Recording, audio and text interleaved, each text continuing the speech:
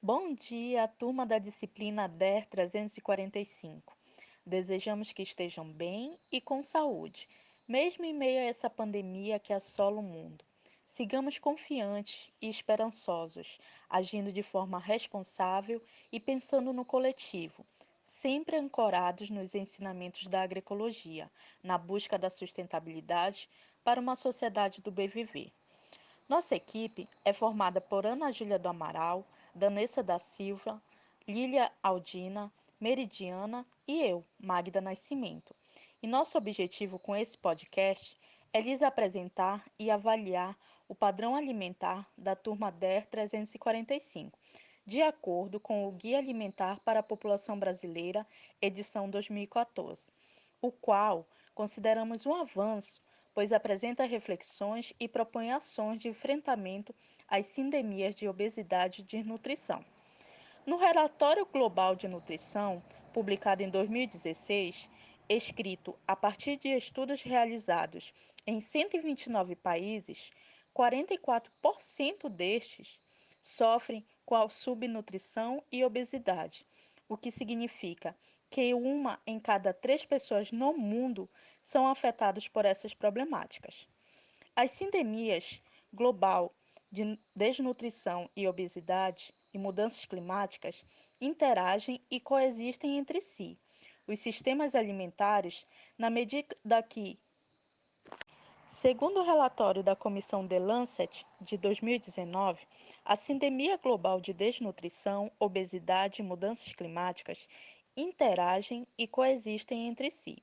Os sistemas alimentares, na medida que impulsionam a sindemia, também são responsáveis por cerca de 30% das emissões de gases do efeito estufa. Assim, o aumento das mudanças climáticas leva ao aumento da insegurança alimentar e nutricional. De uma população mundial de mais de 7 bilhões de habitantes, cerca de 2 bilhões de pessoas sofrem de deficiência de micronutrientes. Dos 5 bilhões de adultos no mundo, aproximadamente 2 bilhões têm sobrepeso ou estão obesos. Um em cada 12 tem diabetes tipo 2 e aproximadamente 800 milhões de pessoas sofrem de deficiências calóricas. Das 667 milhões de crianças com menos de 5 anos no mundo, 159 milhões estão abaixo da altura correta. 50 milhões não pesam o suficiente para a altura que têm e 41 milhões estão com sobrepeso. Essas problemáticas estão intimamente ligadas ao atual padrão de consumo global, ditado pelo agronegócio, que se mostra homogeneizante, limitado, dependente de insumos, destruidor e perverso em diversos aspectos.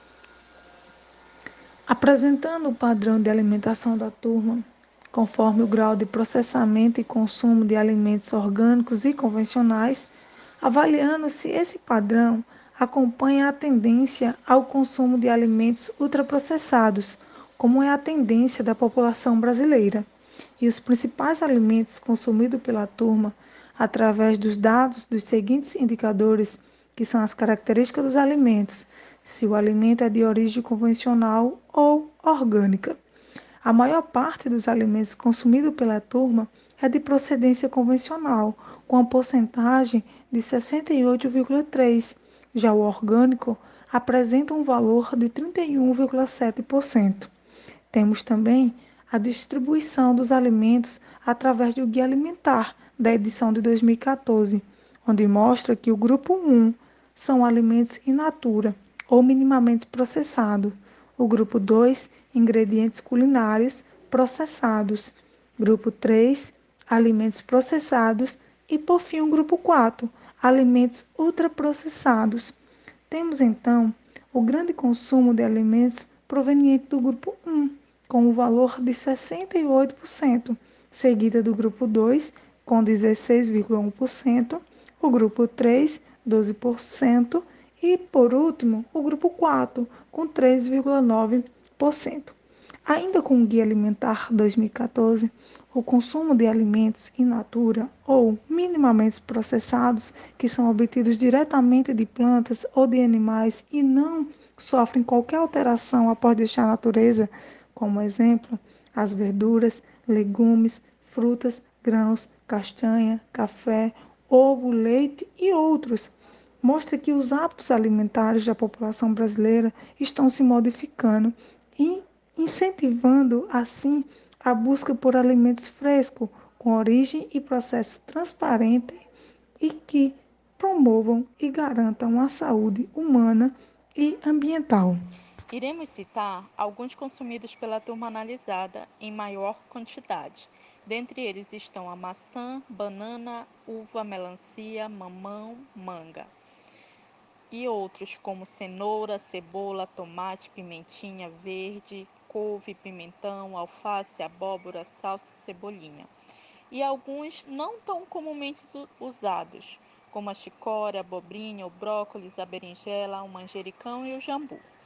É importante pontuar que a turma analisada tem representantes de 4 estados brasileiros, pertencentes à região Norte, Sul e Nordeste, o que é um dos parâmetros que nos leva a encontrar esta grande diversidade alimentar. Conforme o item C, para apresentar o padrão de alimentação da turma, conforme a diversidade de locais de aquisição de alimentos, discutindo se esse padrão corresponde a cadeias de comercialização curtas ou intermediárias ou longas, conforme o guia alimentar, percebemos através da análise da planilha de consumo alimentar e abastecimento da turma que o padrão de alimentação conforme a diversidade de locais de aquisição de alimentos, corresponde em cadeias longas, em que 36,7% dos alunos compram seus alimentos em grandes redes de supermercados. No entanto, o acesso aos alimentos através da cadeia de comercialização curtas compradas em feiras se mostra importante, em que 21,5% dos alunos adquirem seus alimentos através de compras nas feiras. O consumo de alimentos advindo de cadeias longas ou intermediárias tem impacto da sua produção, distribuição, comercialização e consumo na cultura, na vida social e no ambiente, afetando também indiretamente a saúde e o bem-estar de todos. A manufatura, distribuição e comercialização de alimentos são potencialmente danosas para o ambiente e, conforme a escala da sua produção, ameaçam assim a sustentabilidade do planeta. A sequência de processos envolvidos com a manufatura, distribuição e comercialização desses alimentos e produtos envolve também longos percursos de transporte e, portanto, grande gasto de energia e emissão de poluentes, conforme o Guia Alimentar para a População Brasileira. Conforme o item D, para apresentar os locais de procedência e a origem do alimento, avaliando, primeiramente, quais modelos de produção de alimentos esse padrão fortalece e discutindo se esse padrão contribui para fortalecer a agricultura familiar e a agricultura sustentável. No primeiro item, na análise dos dados, os modelos de produção que o padrão do consumo alimentar e abastecimento da turma fortalece, então, o modelo de produção convencional e a agricultura familiar, na qual 68,3% dos alimentos são de procedência do modelo convencional e 37,1% de procedência orgânica.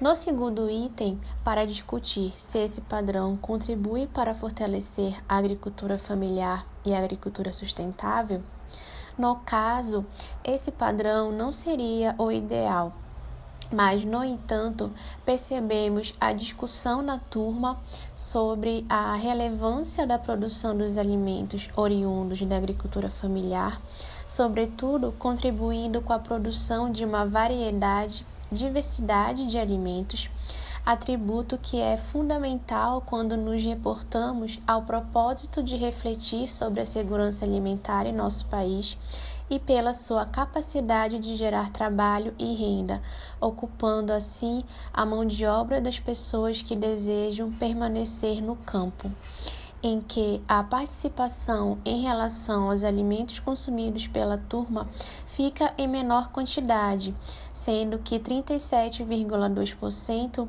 dos alunos consomem alimentos advindos da agricultura familiar e 56,1% consome alimentos que não são oriundos da agricultura familiar.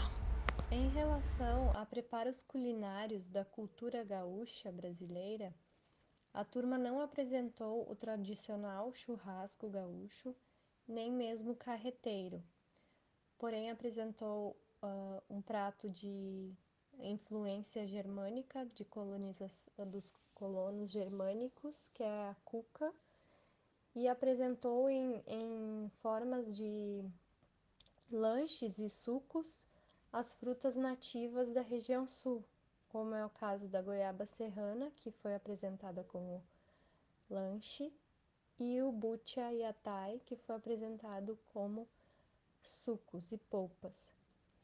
Assim mesmo, pode-se utilizar as frutas nativas da região sul como geleias e também picolés.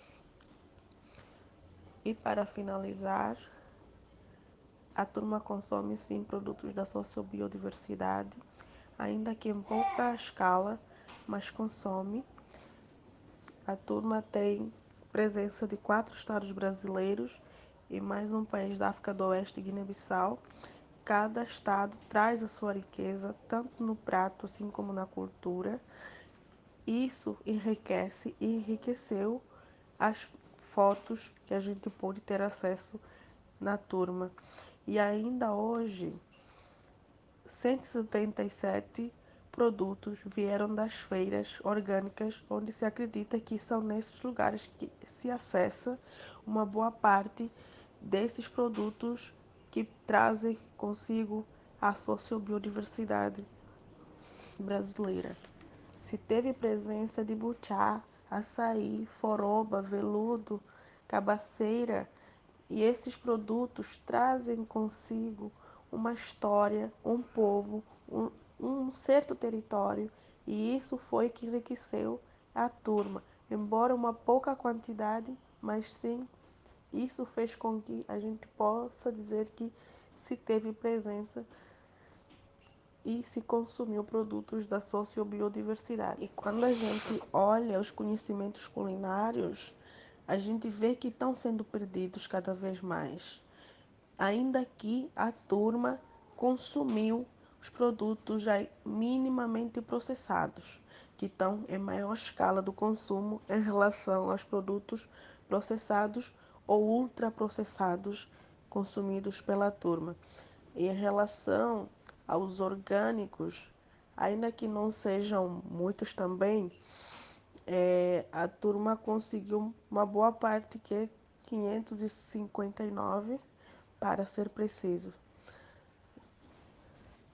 Como se teve presença dos 4 estados, acreditamos que os conhecimentos culinários estão se perdendo.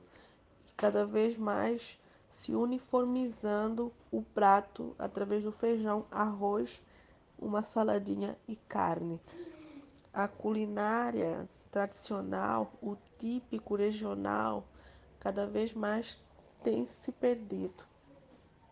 A partir dos dados analisados, podemos considerar que a turma apresenta relativa segurança alimentar. Vocês devem estar se perguntando o porquê do uso do termo relativo na frente de segurança alimentar. Afinal, a turma consome mais da metade dos alimentos que compõem o grupo 1. O porquê disso é que consideramos que a segurança alimentar vai para além do acesso ao alimento e sua diversidade, mas também está ligado a como e por quem são produzidos e comercializados. Como fechamento desse trabalho, a turma apresenta a aquisição de alimentos em quantidade considerável da agricultura familiar, porém pode potencializar esta ação, já que possui as informações tanto da disciplina como o acesso a agriculturas familiares, frequentam feiras agroecológicas ou orgânicas, tem familiares e parentes agricultores e alguns estudantes até produzem algum tipo de alimento para consumo, o que promove um maior desenvolvimento com a geração de renda dessas famílias e contribui para a soberania e segurança alimentar e nutricional. Sendo assim, a dieta alimentar da turma, avaliada neste trabalho, pode contribuir para o desenvolvimento rural e sustentável, uma vez que comer é um ato político e podemos ser agentes da mudança tanto no seu eixo mais global como no individual, quanto seres conscientes de nossas escolhas. No entanto, é preciso mudar os hábitos alimentares para assim conseguir alcançar os objetivos da sustentabilidade. E assim a gente fecha mostrando a gratidão e a grandeza que foi ter esses meses com toda a turma, com todas vocês professoras, que foi muito, muito, muito importante para nossas vidas. E a gente vai dar esse seguimento em trazer nossas contribuições também, tanto no mundo acadêmico quanto fora, porque a gente acredita que a gente pode melhorar esse mundo e todas juntas, de todos juntos, isso é possível e acontecerá. Gratidão.